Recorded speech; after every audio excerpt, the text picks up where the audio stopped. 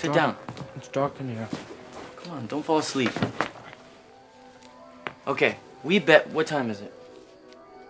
8:40. That in, let's say, 12 hours, all three of you are gonna be kaput. Okay? What? You bet that you'll be alive tomorrow at 9 o'clock, and we bet that you'll be dead. Okay? Funny Games has to be one of the most disturbing and realistic depictions of terror I've ever seen. It always leaves me with a very specific kind of feeling of emptiness, which for some reason I often find myself coming back to. And it all comes down to the various techniques that director Michael Haneke used. It was released in 2007, and it's actually a shot-for-shot remake of Haneke's own Austrian 1997 film. That's already pretty weird. I mean, most directors don't remake their own work, especially not with this kind of precision. But Haneke wasn't trying to fix anything. He wasn't unhappy with the original. His goal was to make the exact same message as he did with the original, just in front of a different audience. He felt the original didn't reach the people who really needed to see it, namely American viewers. So instead of changing the story, he kept everything exactly the same. The scripts, the camera angles, the pacing, it was all virtually identical, just in English, with well-known actors.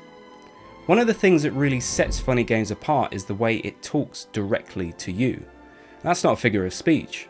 Paul, one of the killers, literally turns to the camera and talks to us, breaking the fourth wall. I mean, what do you think? You think they stand a chance?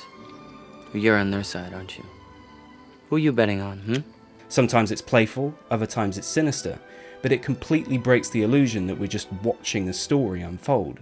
The most infamous moment is when the mum gets a moment of power. She grabs a shotgun and shoots one of the intruders. For a second, you think the tide might be turning, but then Paul grabs a remote, literally rewinds the film, and undoes it. Just like that, he's back in control of the narrative. It's a punch in the gut, and Haneke is doing it on purpose. He wants you to feel helpless. In this film, you don't get the satisfaction of any justice or revenge.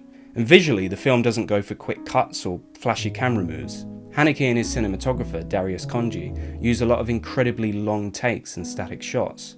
It's quiet, composed, even beautiful in a way, which makes the horror hit harder.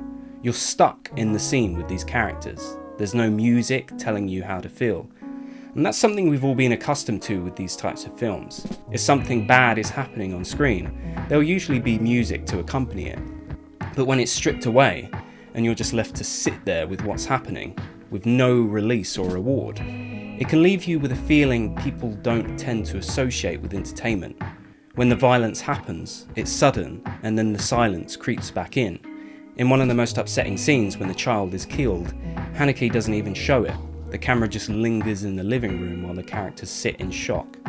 This static shot lasts for over 8 minutes, and to me, it's more effective than any close-up of the act could be. It just makes you sit with the aftermath, and not the spectacle. Sound design also plays a huge role. There's barely any music in the film, apart from the jarring heavy metal track that just plays in during the opening credits.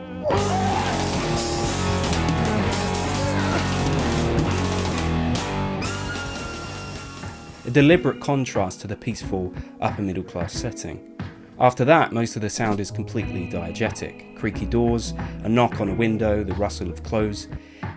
It makes everything feel a little too real, and that realism is what makes the film so unsettling.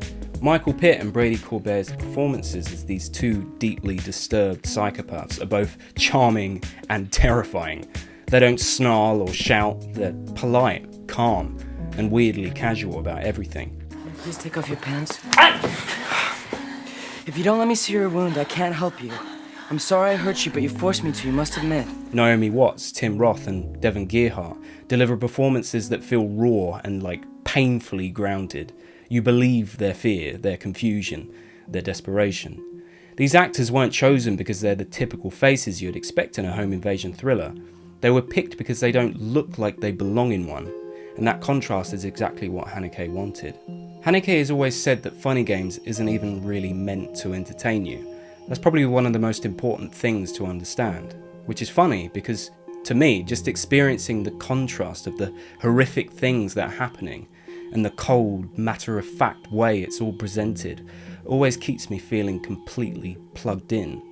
Maybe because it's just refreshing to see a film that doesn't use music or manipulative cliché techniques to try to suck you in. There aren't any jump scares, musical cues, or quick cuts to increase the tension. We're just observers, watching the actors do all the work.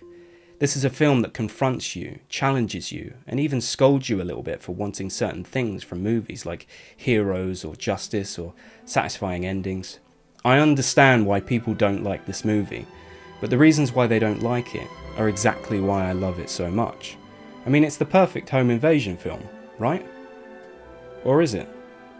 Maybe he's just holding up a mirror to the audience and asking, if this isn't what you wanted, why are you watching? Oh, come on. Stop being such a coward. Do you think it's enough? I mean, you want a real ending, right? With plausible plot development?